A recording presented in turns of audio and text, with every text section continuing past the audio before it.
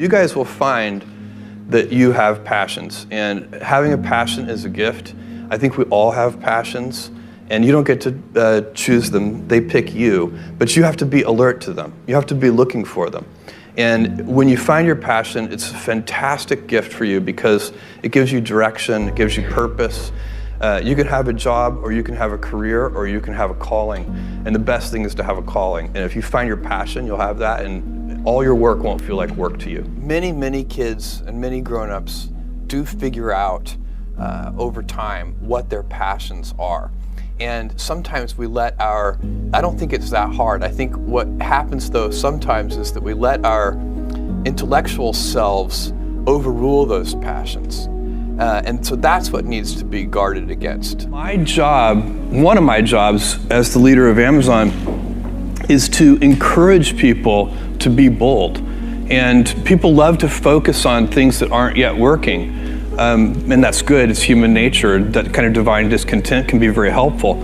But you really, it's incredibly hard to get people to take bold bets. And you need to encourage that. And if you're gonna take bold bets, they're gonna be experiments. And if they're experiments, you don't know ahead of time whether they're gonna work. Experiments are by their very nature prone to failure. But big successes, a few big successes, compensate for dozens and dozens of things that didn't work. So, bold bets, AWS, Kindle, Amazon Prime, our third-party seller business, all of those things are examples of bold bets that did work, and they pay for a lot of experiments. I've made billions of dollars of failures at Amazon.com, literally billions of dollars of failures.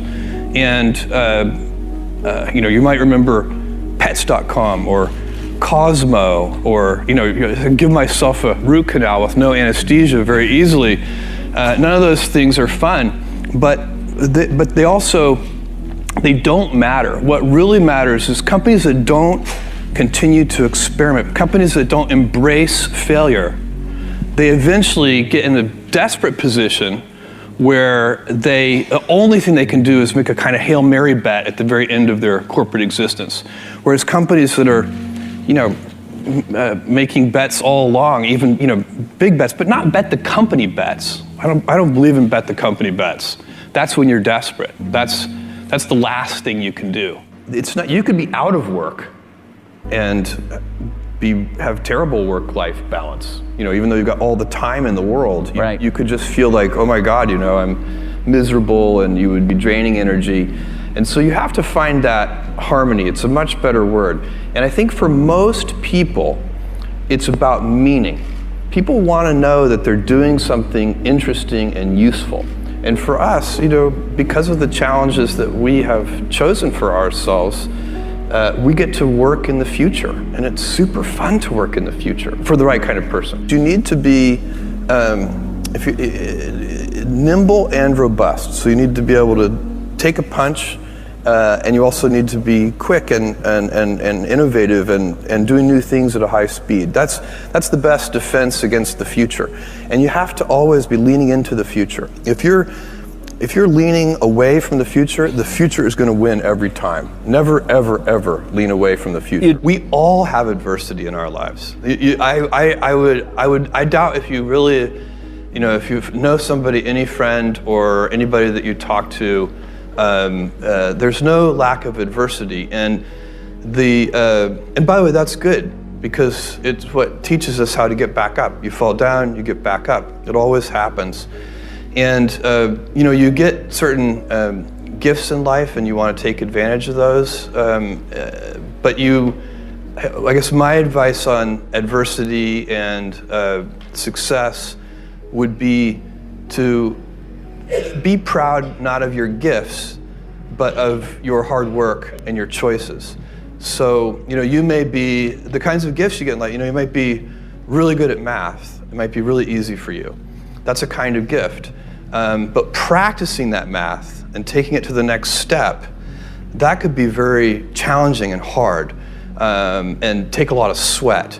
That's a choice. You can't really be proud of your gifts because they were given to you. You can be grateful for them and thankful for them. But your choices, you choose to work hard. You choose to do hard things.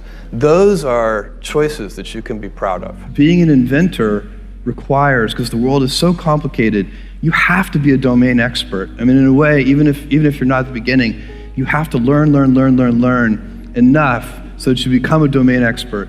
But the danger is once you become a domain expert, you can be trapped by that knowledge. And so inventors have this paradoxical ability to have that 10,000 hours of practice and be a real domain expert and have that beginner's mind. Have that look at it freshly, even though they know so much about the domain. And that's the key to inventing. You have to have both. And I think that is intentional. I think all of us have that inside of us, and we can all do it, but you have to be intentional about it. You have to say, yeah, I am going to become an expert, and I'm going to keep my beginner's mind. You can't skip steps. You have to put one foot in front of the other. Things take time. There are no shortcuts. And but you want to do those steps with passion and ferocity. It's easy to have ideas. It's very hard to turn an idea into a successful product. There are a lot of steps in between, and it takes persistence, relentlessness. So I always tell people who are, who think they want to be entrepreneurs, you need a combination of stubborn relentlessness and flexibility. And you have to know when to be which. And basically you need to be stubborn on your vision, because otherwise it'll be too easy to give up. But you need to be very flexible on the details, because as you go along pursuing your vision, you'll find that some of your preconceptions were wrong, and you're going to need to be able to change those things. So I think taking an idea successfully all the way to the market and turning it into a real product that people care about and that really improves people's lives is a lot of hard work. Don't try to chase what is kind of the hot passion of the day.